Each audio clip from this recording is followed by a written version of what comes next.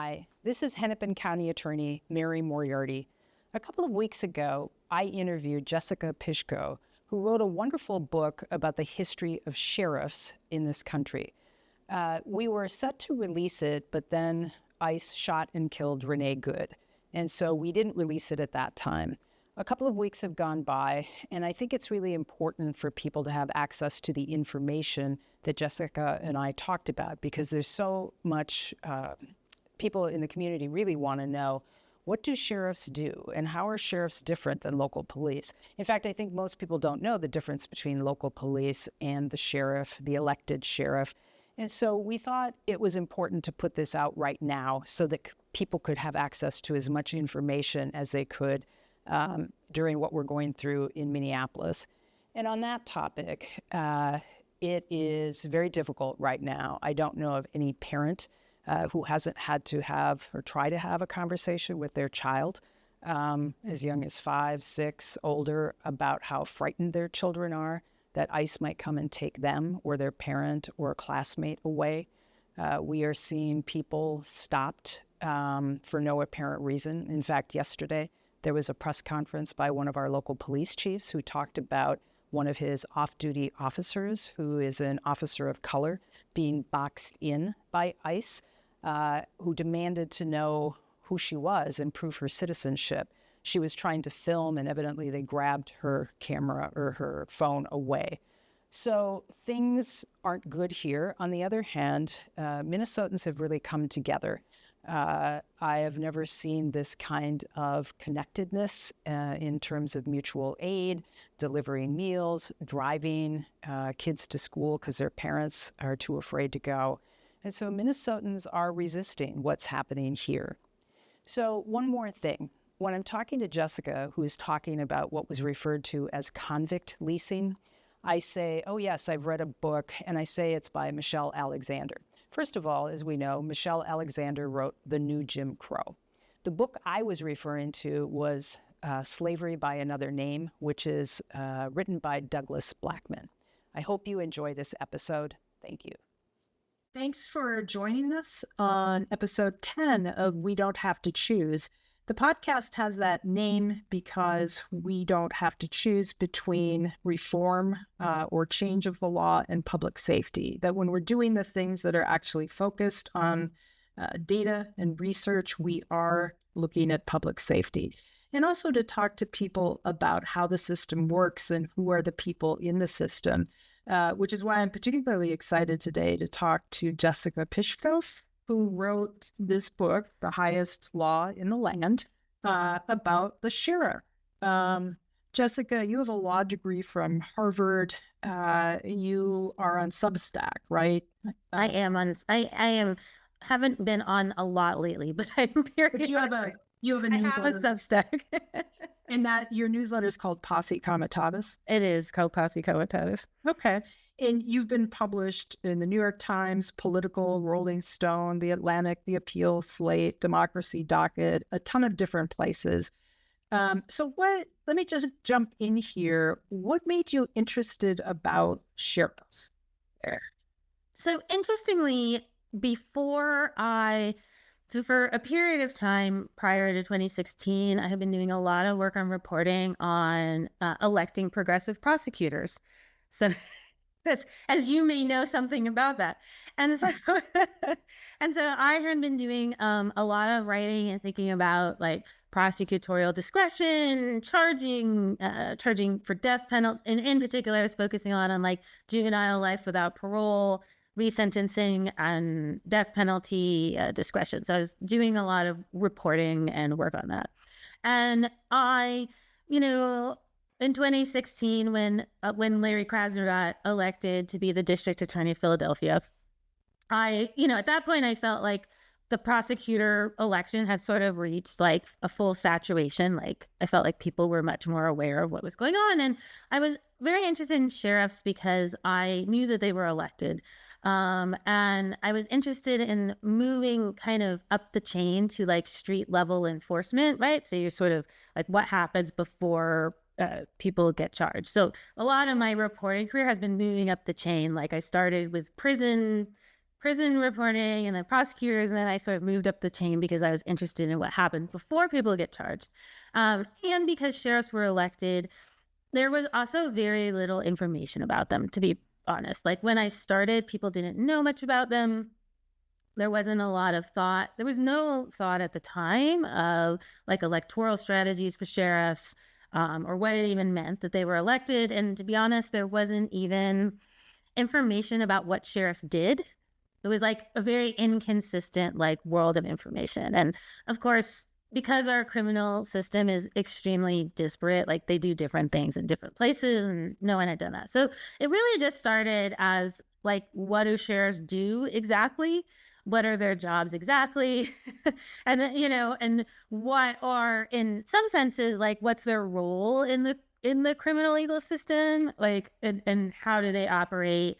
And then in particular, what I was interested in with prosecutors as well as sheriffs was kind of the impact of politics on their job, right? Because, as a lawyer, you look at like judges and judicial decisions and like all these things, but like I had not thought about in law school the impact of politics and kind of, well, what's the impact of like just on the ground politics of like what people think or what even political party or what decisions they want to make. So that's where I really started, was just like nobody had done a lot of work on it. All of those things are really interesting. And as an elected county attorney here in Minnesota, I'm one of 2 electeds in the county other than the county board, and the other one is the sheriff. When you mention politics, that's something I want to get into a little bit later, but I did not realize how politicized both law enforcement or chiefs of police and sheriffs were. Right. But, I think for a lot of people reading this, they're probably not even sure what the difference is between a sheriff and a police officer. And I know people here, when Standing Rock was going out in the Dakotas, people were upset because our sheriff's deputies were sent out there. And people were saying, why is the Minneapolis Police Department out there? And Minneapolis wears blue shirts, the sheriff wears brown shirts. And I don't think the public has any reason to know the difference between police and sheriff. Just to give you some context for here in Hennepin County, we have something like 38 or more different police entities. So we've got all these different police chiefs, and we have one sheriff overall of Hennepin County. And I don't know, I suppose it depends on the size of the county, how many different police departments you have, but it's typically one sheriff per county. Is that accurate across the country? Yeah. So as you point out, first to say that there's like the universe of police entities in this country is big, right? It's like a wide and vast universe, and people have everything from, you have city police, right, with police chiefs, but you also have things like college police. You have like you have small police departments that are like 2 to 4 people. You have big police departments like Los Angeles Police. So like, the world of policing is like a lot of different, a lot of different entities that do different things. And, if you start to get in the weeds about it, right, like their turf can become a big deal. So the most important thing about sheriffs is, as you point out, that there's one per county. And so I sometimes point out, like, there's one per county, whether your county has like 5 million people, like Los Angeles County, or whether your county, like the smallest county in Texas, I think is like 200 people. So, however many people in your county, you elect one sheriff. And for us, that's actually 1.3 million. Yeah, so you have one for 1.3, and then maybe in another rural county, you still have one sheriff, right? So everybody just gets one sheriff per county. And I think what's interesting, in terms of politics, what's interesting about that is that when you get in a state a coalition of sheriffs, so sheriffs also have like a state coalition. Let's say, in North Carolina, for example, we have like 98 sheriffs in total. We have 98 counties, we have 98 sheriffs, but most people live in about 5 counties, right? Like the majority of people live in 5 counties, that's 5 sheriffs. But that means there's 90 sheriffs who represent like a minority of the population. But when they all stand together, or if they all lobby the legislature or something like that, it looks like a lot of people, right? It looks like, oh, there's 90 sheriffs. That's a lot of sheriffs. That must be really important. But at the same time, like, it's not always evident that like those 90 sheriffs represent maybe like a third of the population. I know Illinois is kind of similar. Like there's a handful of sheriffs that represent most of the people, and then downstate there's sheriffs and they represent many fewer people. But what that kind of means is that one, that, you know, people can elect their sheriff, and that, you know, and elections can mean different things in different places, right? It's just sort of one of those things. And it's kind of similar to elected prosecutors, but also the fact that because you have one per county, like as terms of politics, you get kind of like a disproportionate rural representation, basically. You have like, when sheriffs lobby, which all of these entities lobby, like unions and prosecutors associations and all these people, you get this sort of like disproportionate rural representation. And as a result, I think most people see the sheriff as like a rural figure. Like rural people always know their sheriff. But obviously, if you live in a city, I mean, I grew up in Dallas. I didn't know who the Dallas County Sheriff was. I didn't know who the Dallas County Sheriff was. And then for most people in urban areas, the main reason you might know the sheriff is if you go to the county jail, because the county jail is run by the sheriff. So the other key distinction between sheriffs and other law enforcement officers is that they have a dual role, which is that they do usually, and it's not true everywhere, but they do some street enforcement, and like police do. And they also usually, and again, that's not everywhere, it's like 85% of counties, they run the county jail. And there's not a lot of jobs that are like that do both, like, you could say sort of like the input and then the housing. That's not something that happens, right? Like the prosecutor doesn't prosecute and then like run the, prison. Like that's not how it works, right? And so it's kind of a weird dual role, and there's historical reasons. And the other interesting thing about sheriffs, I think, is that they get, as a result of their job, they also get they have a lot of like auxiliary responsibilities. So often in charge of things like gun permitting, in places where we still have gun permitting, things like restraining orders or evictions, water patrol, like water, sometimes animals, animal control, a lot of stuff like that. So like they get all these like auxiliary jobs that kind of just fall into the sheriff's office because every county has a sheriff. So sometimes they just sort of dump things onto the sheriff's office for lack of a place to put it. So we have a Minnesota Sheriff's Association here in Minnesota. And today, which is Monday, the December 22nd, they just put out a press release demanding that the Commissioner of Corrections be fired by the governor because they're unhappy about his oversight of county jails. So it was interesting that you mentioned that. I also wanted to say we have the Minnesota County Attorneys Association. We have 87 counties here, and what you said is absolutely accurate.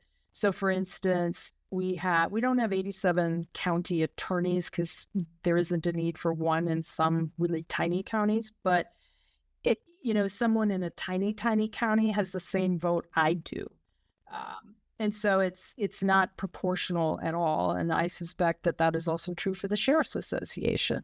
That's right. I mean, as the sheriffs, usually state sheriff associations are run mostly by non-urban sheriffs, is what I would say. Like that they're the dominant voice. If you look at a state like California or something, right, where it's not the biggest cities whose sheriffs are running their state association, it's usually other sheriffs, and then that of course like skews the politics, right? Because more rural sheriffs will tend to be more conservative.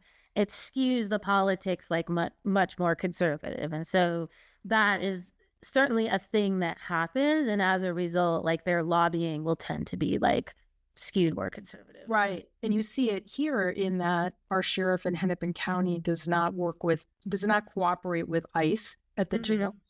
and sheriffs in other counties in Minnesota do. Right. And they house people who are being detained by ICE in their local jails to make extra money as well. So, yeah, I wanted to go back to, where did a sheriff come from? How did we get sheriff? So the sheriff history is very interesting. And one of the reasons I became so interested in it was that sheriffs are very interested in their own history. And if you ever look at like a sheriff's office website, they're like very invested in their history and like where the sheriff comes from. So the story, that I had always heard was that sheriff came from the words shire, reeve, and that in England, you sort of ye old England, that sheriffs were basically like a county official, like the main county official. They mostly collected taxes. And if you think of like the sheriff of Nottingham and Robin Hood, who's like a bad guy, right? Who collecting taxes was like a very big deal, right? And in those times, and law enforcement was not like, they just did not, places did not have like a criminal system like we have now. So this was not something contemplated.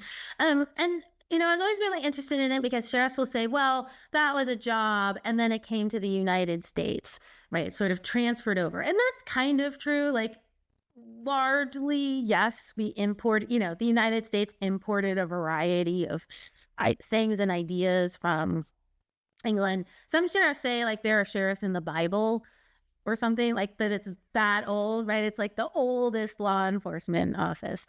And that to me is a little misleading because again, there was not like organized law enforcement. And so like they didn't really have that role.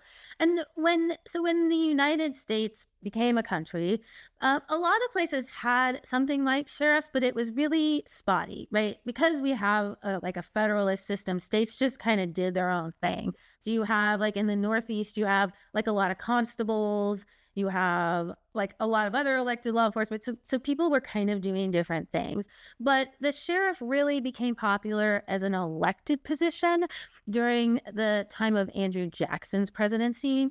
And that sort of tied into like westward expansion, right? So all of a sudden, people, Anglos were moving west.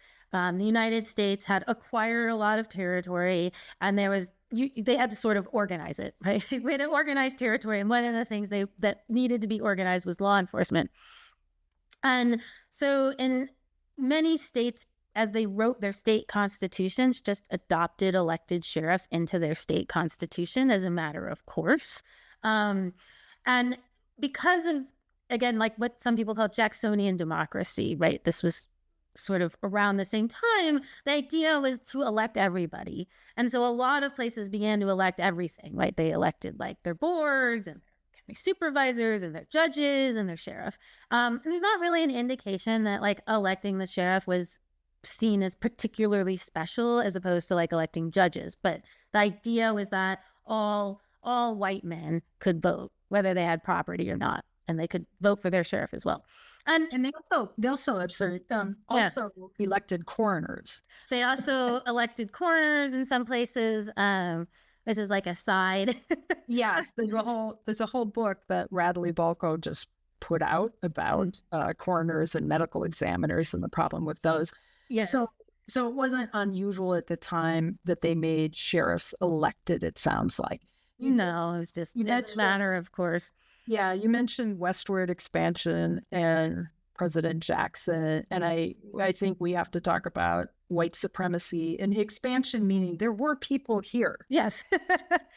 We didn't come through and buy the land and that sort of thing. No, I mean, it's removal. It's land that the United States believed it had acquired, and then they were removing people off, right? So they were moving people, and that's why I say Anglos were moving west is really what spurred all of this was the Anglo settlers were moving west. And as you point out, that time was like one of the things I hadn't really realized or thought about was that the United States was really in constant war.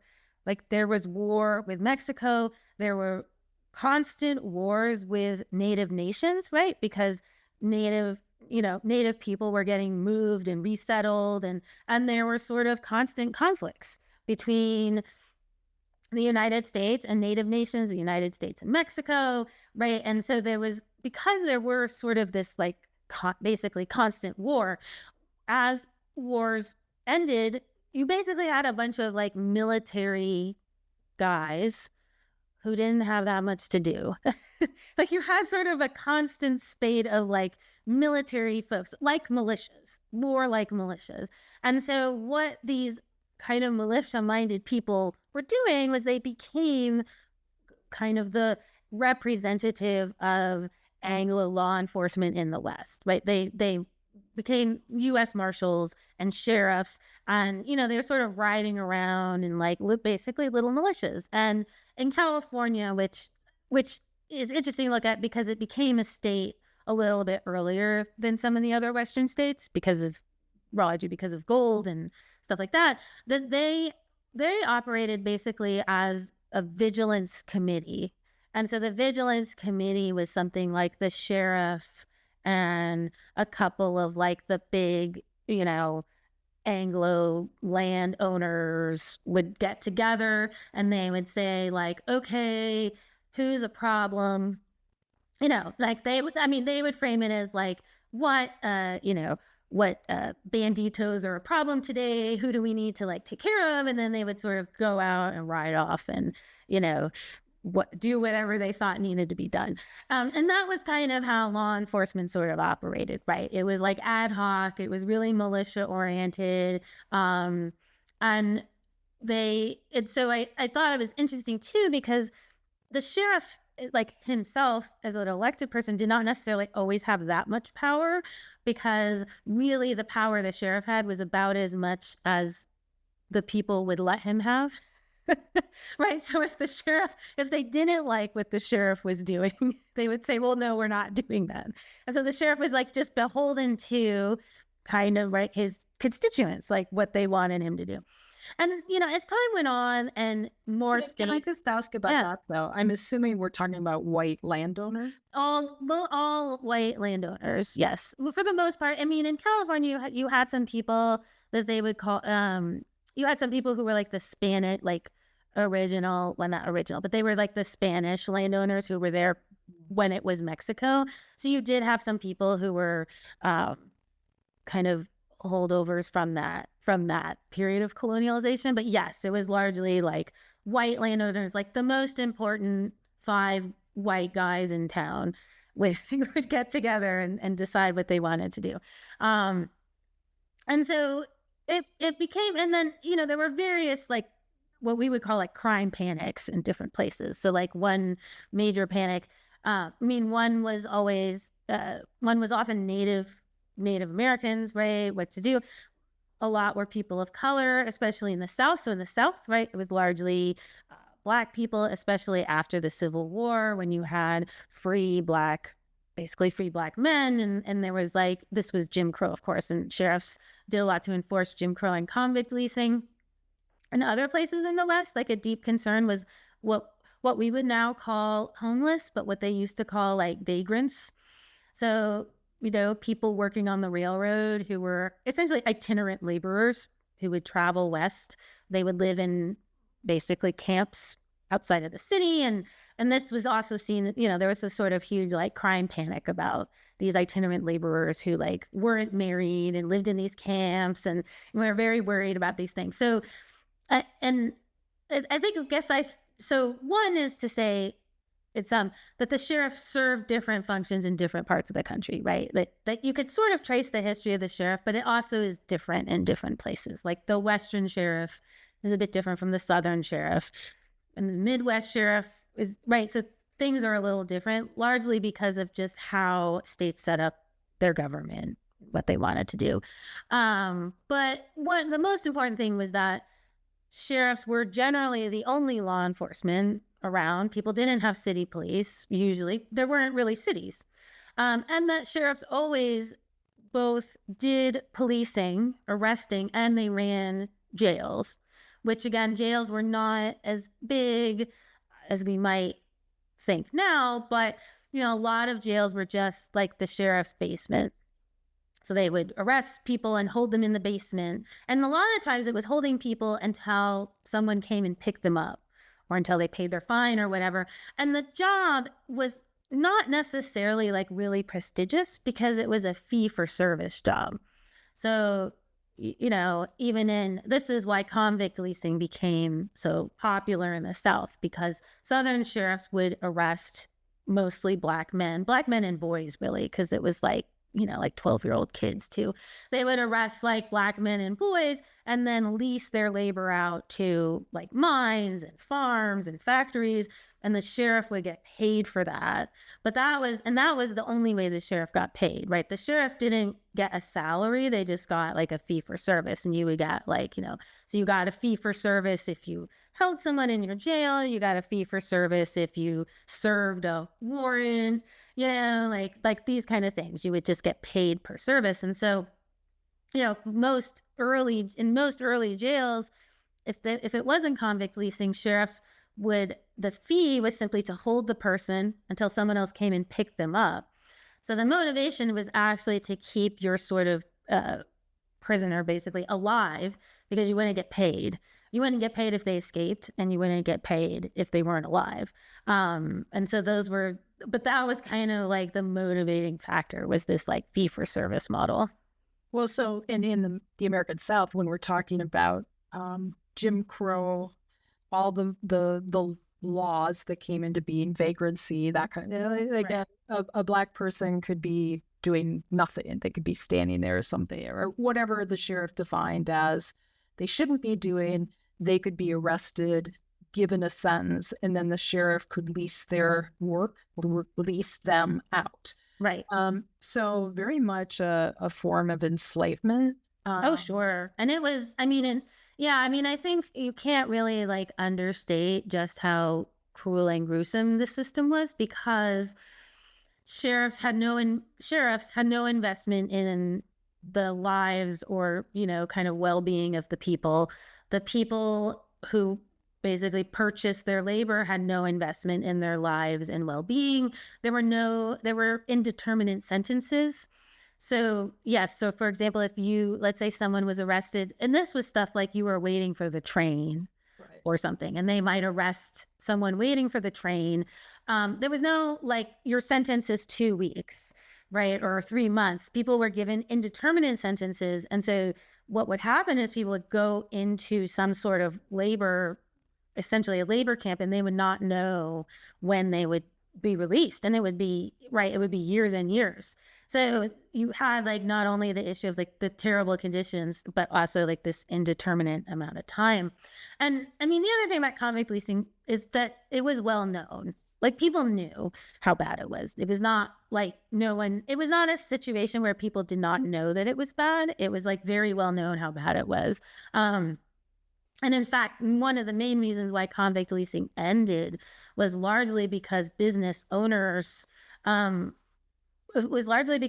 other business owners wanted to end the practice, because they felt like it was unfair that some people were using this, what was basically considered like very, extremely cheap labor. So this was like, the practice kind of dwindled away as people were like, basically it was like an unfair business practice. But it was, it was intentionally cruel, and everybody knew it, but it did, it persisted for like a long time. But there's like articles in, the New York Times about the situation. So like, it was well known how bad it was. Yeah, there's a book, The New Jim Crow. I can't remember who wrote it off the top of my head, but it is about convict leasing and how that was the worker pool that worked the plantations, and the incentives. If an enslaved person was owned by a plantation owner, they had some minimum incentive to at least keep that person in shape to work. Not that those were still horrible conditions, but under convict leasing, that was not the case at all. That's right. And it was even different, because really that's after the Civil War is when really the idea of sheriffs doing a lot of policing of Black Americans became a thing, because as you point out, under chattel slavery, if a Black man committed a crime, it was really the plantation owner, like the slaver, who would decide what would happen. There was sort of not really like you would get arrested, right? And so, up until that time, like there really were not a large number of there were not just not a large number of Black people in jails and prisons because of convict, not because of chattel slavery. Now, in free cities like Philadelphia or something like that, that's a place where it was different, right? You had more free Black men, and so you had like sort of a different system. But we shift our focus out to the West, and where the concept of constitutional sheriffs came from. So the constitutional sheriff movement, and I frame it as like a political movement because I think that's really what it is. It's basically a political movement of sheriffs and their supporters who think that the county sheriff is what they would say the highest law in the land. This is where I got the title of the book. But basically that the county sheriff is the person who decides what the law means. And the way they decide what the law means is per the Constitution. And when they say the Constitution, they're really talking about the first 10 amendments. And I think now this feels like less unknown to people, but they're really talking about what they would call like the original Constitution, which is like the first 10 amendments. So it's not like the 14th Amendment. They're talking about like the first. And to be clear here, when they think that their voice, their decisions are the highest law of the land, they mean with the Supreme Court. Yes, they mean the Supreme Court, the president, the governor, any judge, and the reason why they think that is sort of again, this is why I say it's sort of a political movement, right? Because part of where it comes from is kind of a mostly rural, right? It was really came from a more rural places where like the Supreme Court and the president felt really far away. Even the governor in the book, I talk about, places where like the governor feels just like a distant, like where the governor lives, no one knows. The Capitol feels like a very scary place. And so what happened was they sort of began to center around the sheriff kind of as like a site of resistance, like a site of local resistance to say, well, we don't like these laws. And to be clear, like the constitutional sheriff movement comes from kind of a line of thought that stems from opposition to desegregation, right? So you had the idea, right? The idea that people wanted to resist desegregation. The way they wanted to resist desegregation was locally. And so you had a lot of states and a lot of cities say like, well, after Brown v. Board, well, we're not going to desegregate, right? That's very nice, Supreme Court, but we're not going to do it. And, it's always worth remembering that they had to send basically the military into cities, to the South, to force them to desegregate, right? They did not desegregate willingly. And so, again, they said, that's nice, that's very exciting, we're not going to do it. And that idea that like you could resist kind of like what they saw as sort of, elite liberal rule, these people who want to desegregate, that's where it came from. And, the constitutional sheriff movement came from a movement that's often called posse comitatus. And posse comitatus is really like it's where both the militia movement and the Aryan nations and like white supremacy movements came from. It was sort of a blend of It was just a blend of militias that had a lot of white supremacy in there. Like the leaders were white supremacists.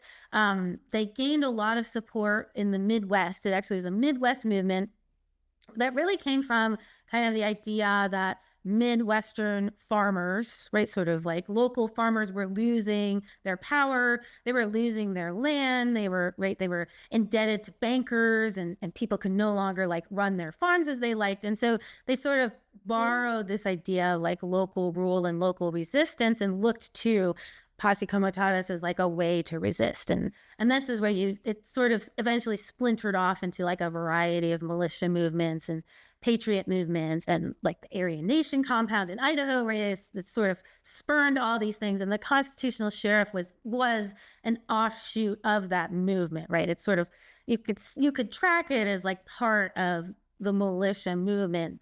And so the person who kind of is credited with coming up with this was an Arizona sheriff named Richard Mack. And he came up with it in the 80s. And kind of late 80s, 90s. And his idea was, well, the militia movement is really fragmented and it's just like people, people running around doing stuff. The original Posse Comitatus movement, I should say, was very violent. It was like one of its hallmarks, was like extremely violent, lots of shootouts. It's kind of why the movement burned out, honestly. It was just like a really violent movement. And Richard Mack had this. Can I just jump in? So a lot of those were against the federal government. Is that accurate? I mean, this movement doesn't like intervention from the state or the federal government. I would say in some cases it was mostly federal government, in some cases state. In some cases it was stuff like in California, for example, they didn't like the unionization of farm workers. It was like a thing that it was sort of a little, so it took on kind of like regional characteristics. Mm-hmm. But a lot of the ideas they had, yes, were like sort of anti-government, very invested in firearms, very interested in kind of like a yeoman farmer lifestyle, anti-bank, and as a result, anti-Semitic, right? So like it kind of took on these characteristics. It was I would say it was a little different in different places because, and again, the Midwest, it was really focused on like farms. In California, they didn't like unions and, so they have sort of different, kind of different flavors in different places. So I interrupted you. You were talking about. No, it's okay. So when Richard Mack decided that he thought it would be a good idea to have constitutional sheriffs, his idea was to say, well, what we're going to do is put sheriffs in charge, and this will sort of organize the militia movement. Like his idea was actually like it would legitimize this local control and militia movement, and that way people could look to the sheriff as the head honcho of localism instead of looking to like some of these guys who were, I mean, quite frankly, like they were pretty violent, had strange ideas, were sort of running around. And I want to say always like that Richard Mack's idea came after he had a few like failed ideas. Like the idea before it was a kind of county movement. So the idea was to sort of invest counties with ultimate authority. So you would have like elected county officials that did it. And he sort of settled on sheriffs, which kind of took like, then that's kind of what took off. Like he settled on the sheriff as like a really good law enforcement figure to center this around. And I think largely because a lot of sheriffs were, again, locally elected, but, came from the same kind of people that they were elected by, right? So they were sort of the same, ilk in politics as the people who elected them. And so in rural places, they were rural, they were conservative. They were mostly white men, right? It's worth talking. I mean, at the time they were all white men, but they're still mostly white men. So it was always a really conservative position. And sheriffs really liked it. So they liked the idea, and you can see why, of being told that they are the ultimate authority. Sheriffs were like, yeah, that's cool. I like this. And, and to also say this is the 80s and 90s, this is the same moment where the idea of kind of militarized police was immensely popular, right? So in cities across the country, you had a lot of city police, right? Really, it was dominated by city police. Sheriffs were not really important anymore. Sheriffs were decreasing in importance. The country was urbanizing, and city police were really heavily militarized. And so part of it was really to say, oh, well, we don't want to be like these kind of army, kind of official army police who are wearing like matching uniforms and, with like SWAT shields, etc. Like we're going to be your local, humble county sheriff who's like responsive to the people and kind of like wears I wear a hat and regular clothes and I just kind of like talk to the people, right? So the kind of appeal of it was like a rejection of this kind of like intense federal authority, FBI, right? The FBI was like really powerful. It's like, oh, we don't want all this like big government, big policing. We want like local policing because they'll be like responsive to local concerns. But the things that they believed, which but the reason why I call it more of a political movement is that they all believed most of the same things, right? There was a huge emphasis on religion, like always very Christian. huge emphasis on that. Huge emphasis on the Second Amendment, just like militias. So gun rights were very, very important. Another issue that's one that's changed, but like issues of search and seizure and privacy rights. So like property rights, privacy rights, the idea that like people can take your stuff. The federal government can't intrude into your home without, the sheriff's permission, and a lot of like localism. But the things that it did not, it excluded specifically things like, equality in the 14th Amendment, right? Due process, right? It excluded that stuff, excluded things like women's rights, feminism, LGBTQ rights, right? It was historically always very anti-gay marriage, for example. And it was also always very anti-immigrant. So it had a huge like nativist flair about it, right? Even though immigration is a federal government thing, like they've always been kind of anti-immigrant. So I think it's fair to say like it wrapped in that package, like it's sort of, I started calling it like legal-ish, that it wrapped into a legal-ish package, right? There's amendments that are about these things. They are constitutional amendments, but they wrapped it into a package that sort of held a lot of like, what was then like the patriot movement, but what we now recognize, right, as kind of like white supremacy and Christian nationalist beliefs. So how many sheriffs are there in the country? So it is interesting to say that we actually do not know exactly how many. There are just over 3,000. It's a little bit funny that we don't know exactly how many, because there's a handful that are not elected. So almost all are elected. There's a few states that don't have sheriffs. Connecticut, Alaska, Hawaii, and Rhode Island, I think, are the states that don't.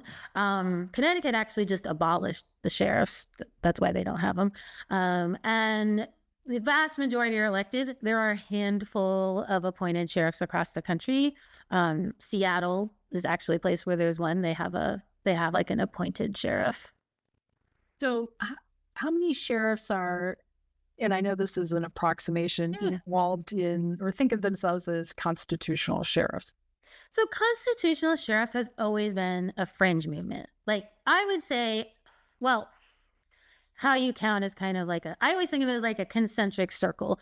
At its core, you're really talking about maybe like 300 sheriffs at max. And that's what, 10%. So it's not the majority. And again, to point out, these are not sheriffs that represent in any way the majority of people, right? It's not an urban movement. So like it is a fringe movement. But what I think is important about the constitutional sheriff is not just like the core believers, but the way it's like shifted outward. And I think that in some ways it's sort of fascinating, because really like the greatest success of the constitutional sheriff movement has been to mainstream the idea that sheriffs are kind of like top dog. Like most sheriffs will say that, whether they're Democrats or Republicans, whether they're rural or urban, they'll say it.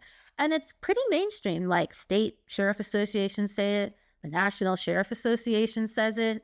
And so I think it's interesting that like, it's sort of a great, like political feat that, as an example, sheriffs have resisted a lot of police reforms by saying, oh, well, you can't tell sheriffs what to do, which is really just not, like, it's just not true.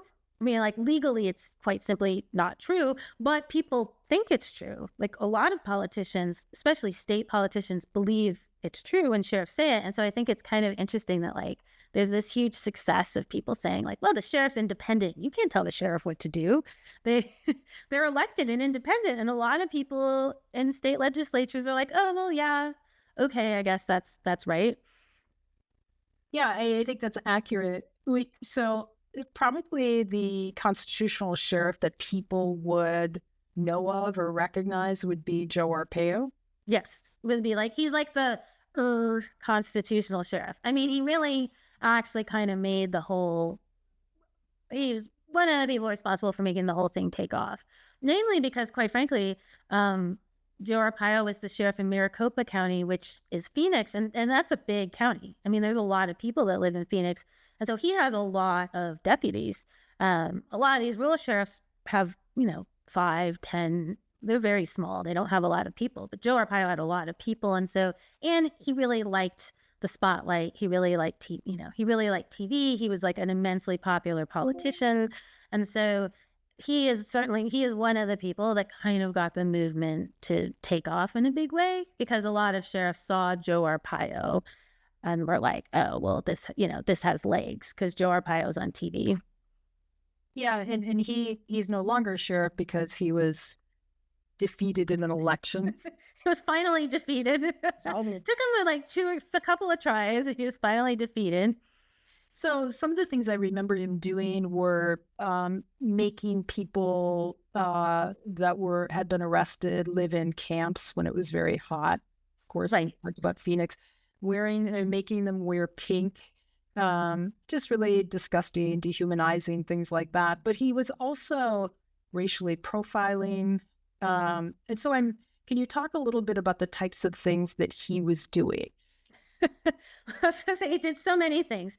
So I think it's interesting to talk about two things of just to kind of put a point on what things he was doing and then things he was not doing. So things he was doing, yes, he was immensely interested in immigration enforcement. And to say that he was aided a lot by a lot of Arizona politicians, right? This was like a big issue in Arizona. It's actually kind of an issue across the country that a few states were passing like immensely strict laws that were limiting the rights of immigrants, right? California was passing laws like this sort of like speak only English in schools kind of stuff, limiting access of immigrants to public benefits, right? So this was kind of going on, and Arizona basically passed a law which they called the Show Me Your Papers law. The idea was that it basically legalized racial profiling. The idea was that you could stop people and ask them to prove their citizenship, which of course sounds a lot like what they now are calling Kavanaugh stops. And Joe Arpaio has said that he thinks Kavanaugh stops are what he was doing all along. And so now it proves that he was right. What he was doing was perfectly fine. And Kavanaugh stops have to do with Justice Kavanaugh. His opinion talking about racial profiling of immigrants is just fine. It's just fine. So he's like, see, racial profiling is fine. Then Joe Arpaio's like, I always said it was fine. To say it was fine for years and years. So he did that. He also, had what he called a tent city where there was no air conditioning. They couldn't have salt and pepper. They fed them like 2 meals a day. They could only listen to like one radio. I think it was like only Rush Limbaugh. Like really, and it was like for show. Like he would get on TV and like, and he did what he called like the chain gang, right? He would get on TV and haul people out in like black and white stripes, like chained up doing things. And it was very like demonstrative. Like he wanted everyone to see like, this is what I'm doing because I'm like the toughest sheriff and etc. And he got a lot of press. Like the other thing he did very, very well was he used the press to his advantage immensely. His press person was someone who was like a relatively well-known local like TV news anchor. And she was like really responsible for all of his stuff. And now, then I want to say what he didn't do. So one of the things that Joe Arpaio didn't do was like solve crime. Just to say, he didn't solve crime. He neglected lots and lots of sexual assaults. He was very, very poor at like actually solving or preventing crime. And so I think it's like always worth pointing out that like the other thing that happened during his regime, honestly, was like people's cases, especially like the sexual assault of women, like they did not get solved. Like Joe Arpaio was not interested in doing that work. And so I think it's, always fair to point out like the cost of doing certain kinds of things, like the cost is like you are not doing other things. And Joe Arpaio he didn't care. He's also the one who sent like a posse to find Barack Obama's birth certificate in Hawaii. So that's more people. He also had volunteer posse. His volunteer posse was, I think at its height, like 2,000 people. It was so big, he had to take officers to manage the posse. So he also then removed officers from their job to manage his posse. So like, that's like it was well known that all of these things he was doing were like to the detriment of the public safety of the people in the county who maybe wanted, actual crime solved.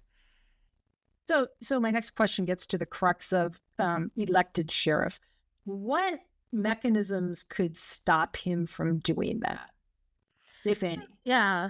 So in Joe Arpaio's case, like it was really a combination of like, and I want to say like Joe Arpaio would not have been ousted or investigated by the federal government had it not been for like local Latino groups. Like local Latino groups tracked him. They counted up, right? They collected stories of racial profiling. They organized the community. Like they were extremely active and really important in collecting all this information.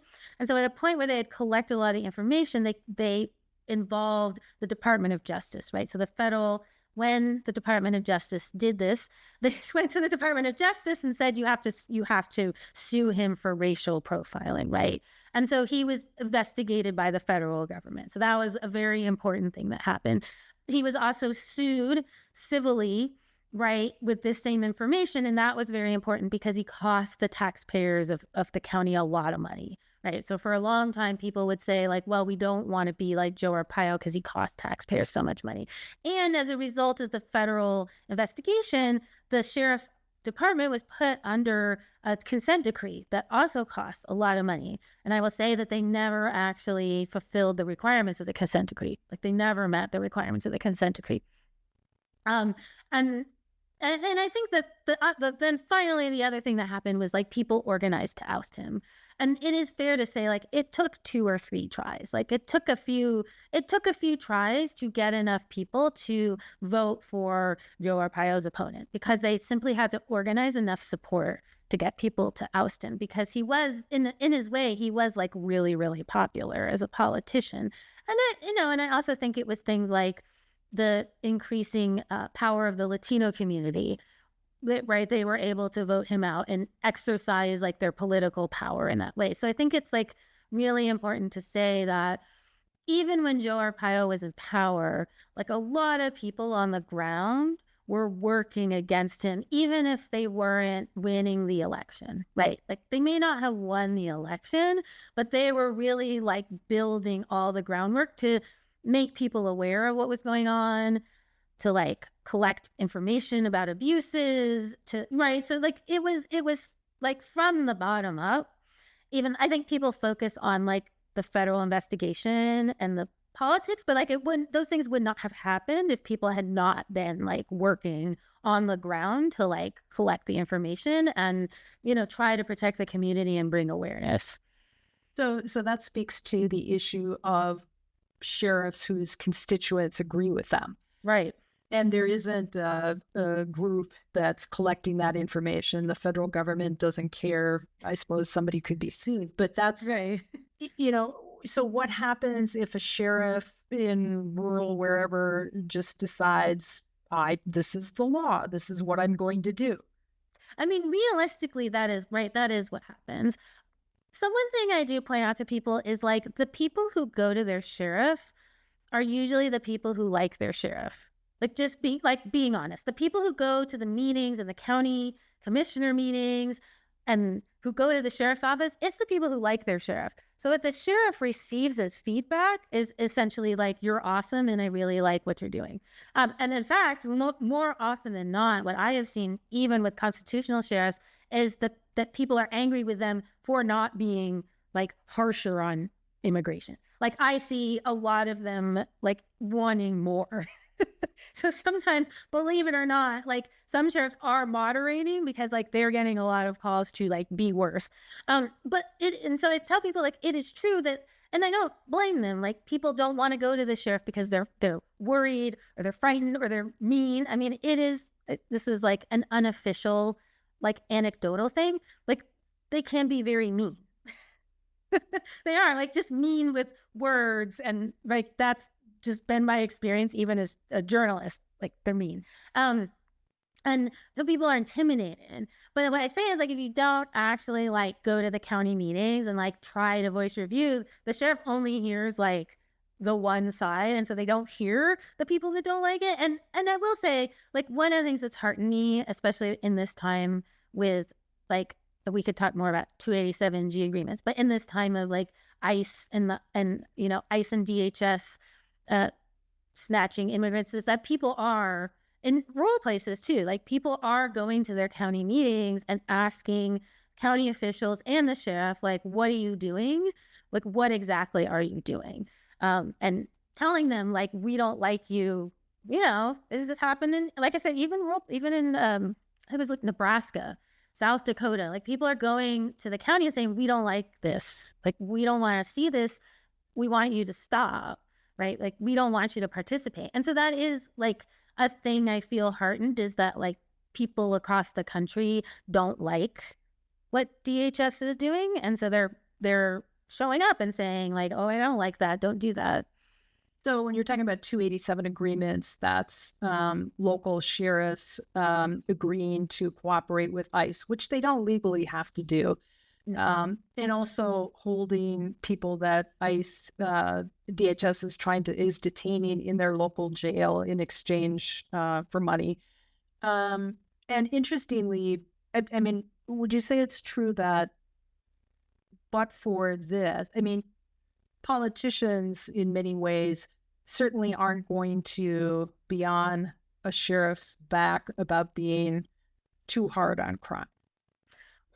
It's a perennial problem, right? Yes. Like, I mean, it is a perpetual problem with both political parties. Like, it's a perpetual problem that, you know, people, sheriffs, and all police are terrified of the perception that they are like, quote, like soft on crime. This is like, right, the one thing they are the most terrified of. And, you know, it is true. Like, you know, that's often what voters expect. And so that is certainly like I said, I think it's like a perpetual problem for everybody. And that's what you expect. It is. And I will say here, my experience has been one of the biggest problems is moderate Democrats. Yeah. I mean, you kind of expect Republicans to do what they do, but when you have moderate Democrats feeding into the fear of crime, even though crime's going down, all of that, it makes it really difficult to do the things that actually are about public safety. On the immigration front, in Minnesota, we have some counties who are in those agreements with DHS. I know our attorney general just came down with an opinion saying that they can't do that in some circumstances. In Hennepin, what we've had is a lot of controversy about what does it mean to assist ICE. In other words, the sheriff says, you know, we're not handing over people to ICE from the jail. We're not notifying them, that kind of thing.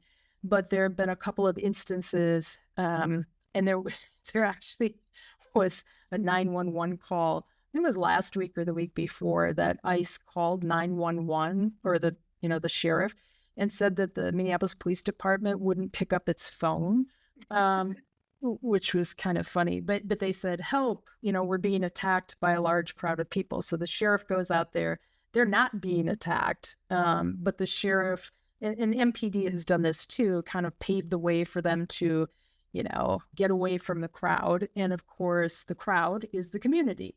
And the community saying, you said you're not helping ICE, you're not assisting ICE, but here you are, paving a way for them to get out. So it's that, at least here in Hennepin, is a big, huge issue in terms of what does it actually mean to say that you do not assist ICE? I mean, I think it's a totally fair question.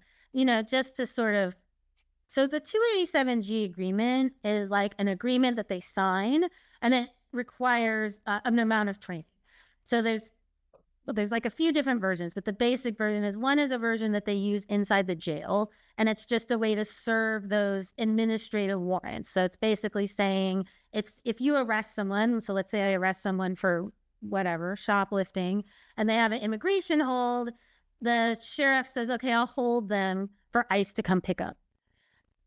And the other version that's been proliferating across like massively is what they're calling the task force agreement, which is basically turning local police into immigration enforcement. So they can both arrest and detain just based on immigration alone, which normally your local police cannot just arrest you because they think you might be deportable, right? They can't do that, but they can under 287G task force. And those are the ones that have risen in popularity, like the Trump administration has promoted them. They are paying departments to join.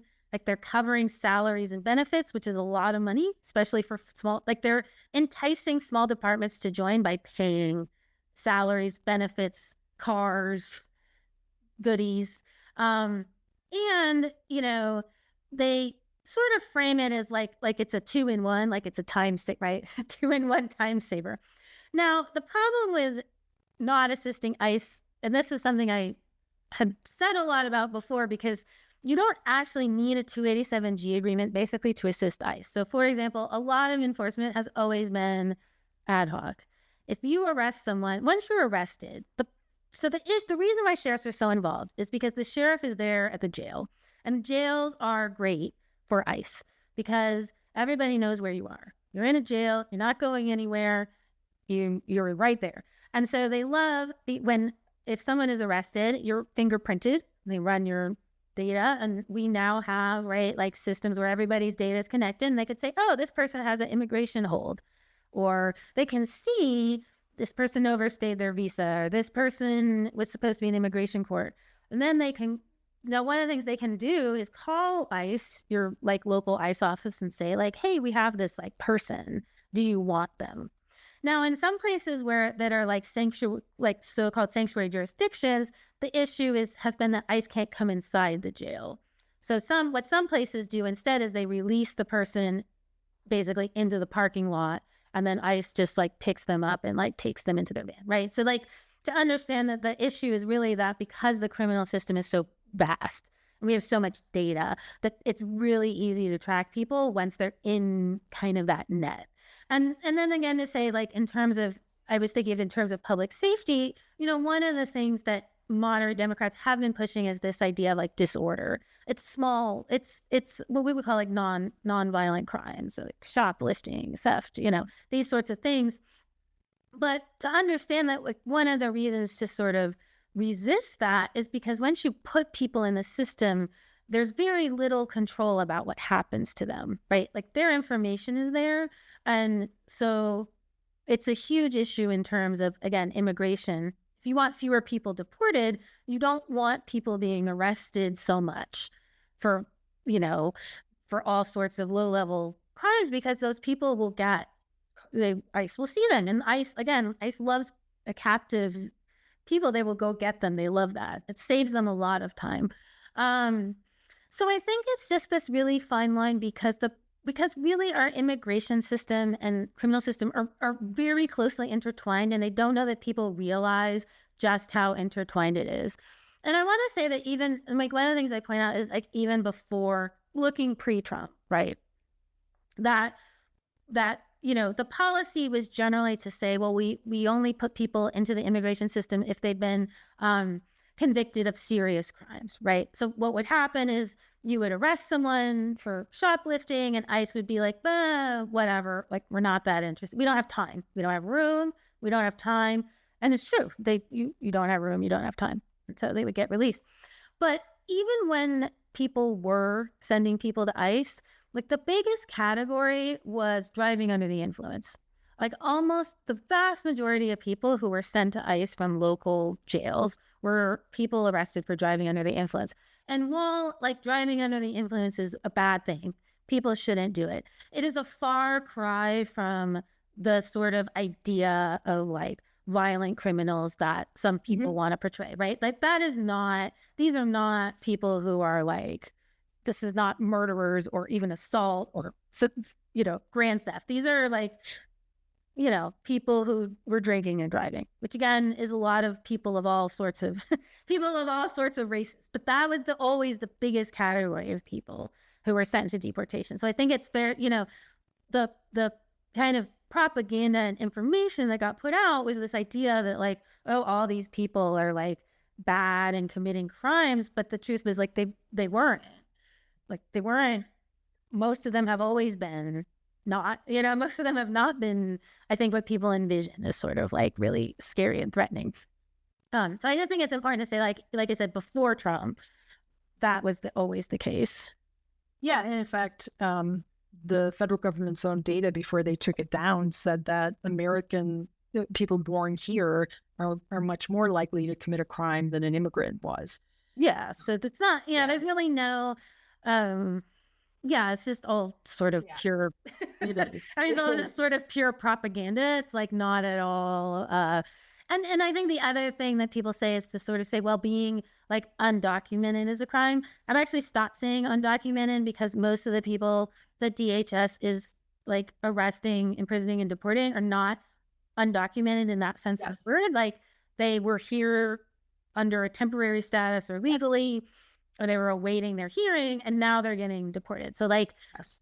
there's not really like, I think people want to think that there's like a specific like documented, undocumented, but it's never really been that clear. It's sort of like a lot of people are kind of in a limbo, like they're waiting, they have a temporary status, they're in Right. asylum, TPS, like temporary protected status, which we've heard a lot about. Like those are people who are here with permission. Well, I think to know what this is really all about, you just look at all of Trump's and DHS's attacks on our Somali community here. Right. Yeah. So that's about racism. That's I mean, that's just pure. which we've talked about. Sure. Yeah, I did want to circle back to like with the sheriff. You know, the sheriff works for the county. Our county board has particular positions. But because the sheriff is elected, they have very little control over that. And that gets back to what makes a sheriff unique and how are sheriffs. I mean, do sheriffs get to do what they want to do, and what are the mechanisms to control what sheriffs do? Yeah. So I mean, there's not, to say this, there is not a legal reason that the state can't regulate sheriffs. Like there's just, so it's funny because when I started the book project, not a lot of lawyers would say that. And I would call lawyers, I'd be like, I don't understand. Like, why can't the state make rules that like you can't do? Like, there's lots of rules. I mean, states have lots of rules. Like, Yep. And there's lots of rules related to things like pensions and and I'm like, well, they have pension rules and they have rules about like employment. Like there's tons of rules. Everybody has rules. You have rules, like elected prosecutors have rules, judges have rules. So like, well, there's tons of rules. There's no reason why you can't make a rule.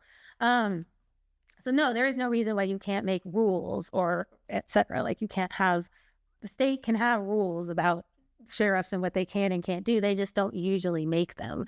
And it would be a big political, they would be very political about it if, for instance, Minnesota tried to say, you know, we would like to appoint sheriffs. We don't think they should be elected anymore. There's a huge kerfuffle. And Washington State is actually going through this. So they've tried to implement some really basic rules about minimum requirements to be sheriff, plus a rule that basically says if you're a sheriff and you're decertified, you can't be sheriff anymore. Like really simple, not weird. And the sheriffs in the state and outside the state are painting it as like tantamount to abolishing sheriffs. They're like, well, they really want to abolish sheriffs. And you're like, well, no, they're actually just like setting like a really minimum rule. And in terms of county structure, I mean, really the prosecuting attorney, the sheriff, and the county council are really kind of co-equal. Like that's really how it's set up. Like the idea is really like that. So the county council cannot tell the sheriff to do something, and the sheriff cannot tell the county council to do something, and the prosecuting attorney cannot tell the sheriff, and the sheriff can't tell the prosecuting attorney. Now, this is like, as always with all sorts of issues, like this causes like internal conflict between like, well, the prosecuting attorney says this and the sheriff says this, and right, so they'll have like fights about like what's really the rule and et cetera, because that's, I mean, kind of the nature of government, really. So you have elected people and they don't always agree, and there's not like a person who can tell everybody like, no, we're doing this. So I mean, I do think the idea that like, oh, there's nobody, like, I'm like, well, the states plainly can. The federal government can't, although they seem to think they can in some cases. So I'm flagging it under like laws that might change, but like in theory, so we see this with immigration, like there are states that require their sheriffs to cooperate with ICE. That's true in Texas and Florida, I think Tennessee, right? States have been passing these laws that require sheriffs to cooperate with ICE. And we see, interesting, North Carolina, for example, did this. And so the sheriffs here were like, oh, we don't have to follow rules. We don't have to follow rules. And they're like, actually, we want a rule that you have to cooperate with ICE. Changed their mind. We actually want this rule. And lo and behold, it was because the 5 most populous counties had all elected a Black sheriff. And they said, well, we don't want these Democrat Black sheriffs not cooperate. And they were all elected saying they would not cooperate with ICE. And so they changed. So, I mean, plainly, they changed the rule when it doesn't suit what they want. So this is where I'm like, well, yes, you can change the rule. It's just more of the political willpower to change the rule. Yeah. So wrapping up here, what are you working on next? So I have been doing a lot. Well, right now I'm still doing some work that's kind of a follow-up on immigration, particularly related to local immigration enforcement and 287G, which this is where I sort of do a mea culpa, which is that I did not think task force agreements would become this popular this fast. Most people thought task force agreements were dead after Joe Arpaio. It has turned out that that is not true. And it has also turned out that the federal government basically listened to what rural sheriffs said and started giving them money. The main reason why sheriffs didn't want to do 287G was that they were not compensated. And now they're getting compensated, and it's a lot of money for a small department. So I'm doing work on that. And the next project I'm working on is the impact of the criminal legal system on women. So I'm looking at a lot of criminalization of pregnancy, the history of women's incarceration, and things of that nature. Thank you. And if you're interested in a really terrific book in much more depth, read Jessica's book, The Highest Law in the Land, How the Unchecked Power of Sheriffs Threatens Democracy. Thank you. Thank you.